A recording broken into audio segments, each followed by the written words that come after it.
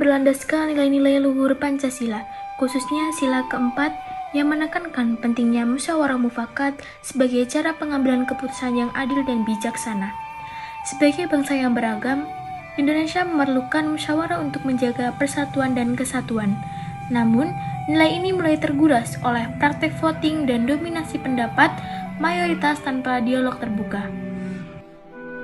Melalui kisah yang menggambarkan proses musyawarah dalam kehidupan sehari-hari seperti kerja kelompok pelajar, film ini menampilkan pentingnya komunikasi, saling menghargai, dan kebijaksanaan dalam mencapai kesepakatan bersama.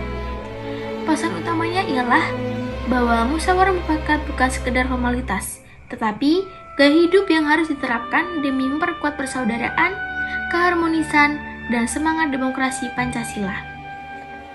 Di sebuah ruang kelas perguruan tinggi, 4 mahasiswa menerima tugas penting mengenai Pancasila sebagai sistem filsafat. Bukan hanya tentang membuat materi, tetapi bagaimana mereka menerapkan nilai musyawarah mufakat dalam proses kerjasama.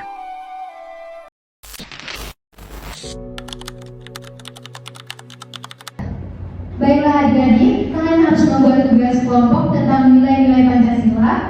Gunakan musyawarah mufakat sebagai prinsip utama dalam mengerjakannya. Ingat, bukan hanya hasil yang penting, tapi proses kerja harus mencerminkan musyawarah yang baik. Saya beri waktu sampai minggu depan.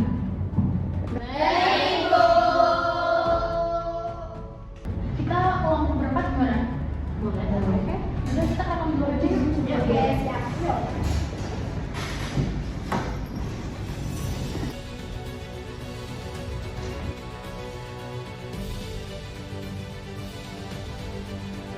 Hai, aku Fani. Kalau aku boleh gabung ke kelompok kalian nggak? Boleh banget, Van. Sini duduk. Iya, makin rame makin asik kok.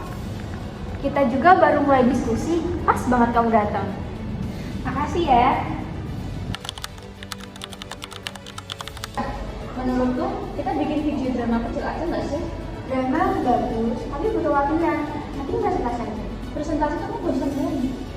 Sebenarnya dua-duanya bisa sih dipertimbangin. Kita realistis aja.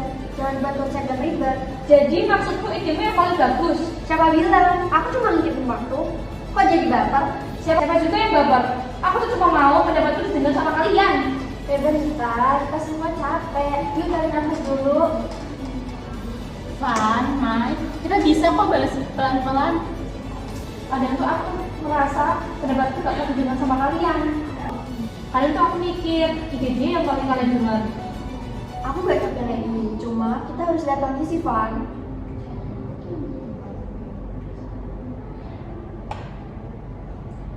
Kenapa kalian gak pernah dengerin aku?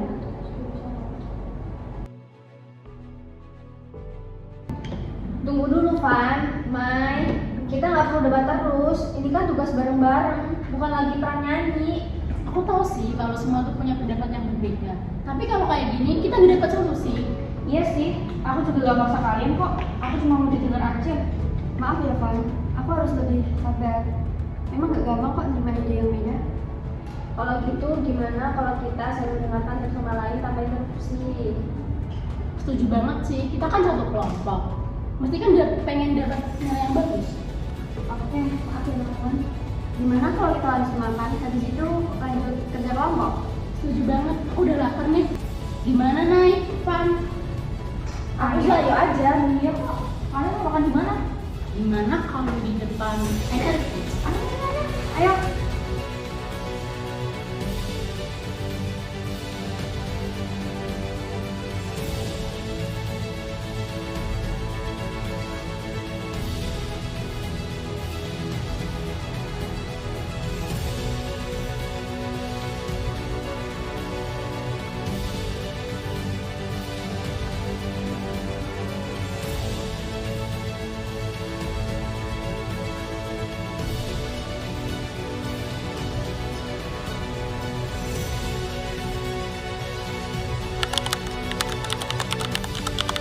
Banget ya suasananya. Yuk kita bahas tugas yang tadi. Iya, di sini juga adem kok. Betul, suasana kayak gini emang enak buat brainstorming. Jadi, kita mulai dari mana ya? Kalau aku sih mending kita tentuin dulu temanya, lalu kita bagi tugas. Bener sih, kita kan mau buat presentasi. Topik apa nih yang mau kita bahas? Kalau menurutku, kita bikin video drama kecil aja nggak sih? Biar teman-teman nggak bosan liatnya. Wah, idemu bagus. Tapi jangan lupa ada slide presentasinya ya, biar informasinya lengkap. Aku siap buat slide dan naskahnya, biar lebih jelas dan nyambung. Aku bisa loh jadi MC. Gimana kalau aku aja? Oke. Boleh juga tuh. Kamu beneran mau jadi pemeran utama? Yang ada nanti kamu jadi drama beneran karena lupa naskah. Tenang aja, aku nggak bakal lupa kok. Tapi kalau aku lupa, kalian yang harus jadi pawang dramanya. Waduh, kalau Fani lupa, aku siap bawa bakso buat ngademin suasana. Bakso?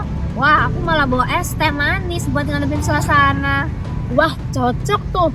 Kalau pas adegan berantem, kita tinggal nyeruput es teh sama makan bakso. Wah, bahaya. Nah, jangan sampai aku lupa. Bakal jadi perang kedua. Pasti seru. Tapi jangan sampai aku yang jadi villain ya. Jangan gitu main ala. Jangan-jangan kamu villain versi adem ayem. Aku malah jadi takut tahu kalau pas jadi MC nanti suasana hening jadi ketawa. Justru lucu. Malah bikin penonton ketawa-ketawa nggak sih? Tapi serius, jangan sampai lupa deadline tugasnya ya. Jangan sampai kita kena drama panik tulang presentasi. Bener itu. Nanti kalau udah drama panik, aku udah nyiapin obat penenang, masker, dan kacamata hitam. Wah, cocok tuh. Nanti kita jadi kece saat presentasi. Nah, kalau kayak gini kan jadi enak. Kita diskusi juga aman, nyaman, dan gak ada yang emosi. Setuju banget. Tugas jadi momen seru, bukan cuma beban. Yuk, kalau itu aja sambil bercanda dikit-dikit. Semangat semua! Ayo! Dalam memahami Pancasila sebagai sistem filsafat, kita menyadari bahwa nilai dan prinsip yang terkandung di dalamnya tidak hanya sekadar dokumen formal atau dogma politik. Sebaliknya, Pancasila adalah kerangka pemikiran yang mendalam, refleksi rasional, dan pandangan hidup yang menjadi dasar moral dan etika bangsa Indonesia. Sebagai sistem filsafat, Pancasila menuntun kita untuk selalu berpikir kritis dan rasional dalam setiap langkah, menyelesaikan permasalahan, serta mencegah harmoni antar sesama dan keberlanjutan bangsa. Dengan menerapkan nilai musyawarah mufakat dan prinsip kekeluargaan, kita menegaskan bahwa kedewasaan bangsa tidak hanya terletak pada keberhasilan akademik atau pembangunan fisik, tetapi juga pada kemampuan memahami, menghargai, dan mengamalkan filosofi Pancasila dalam kehidupan berbangsa dan bernegara. Melalui penghayatan nilai-nilai Pancasila sebagai sistem filsafat, kita mewariskan budaya bangsa yang berlandaskan keadilan, persatuan, dan keimanan yang kokoh sebagai fondasi untuk menghadapi tantangan zaman dan menjaga keutuhan bangsa Indonesia.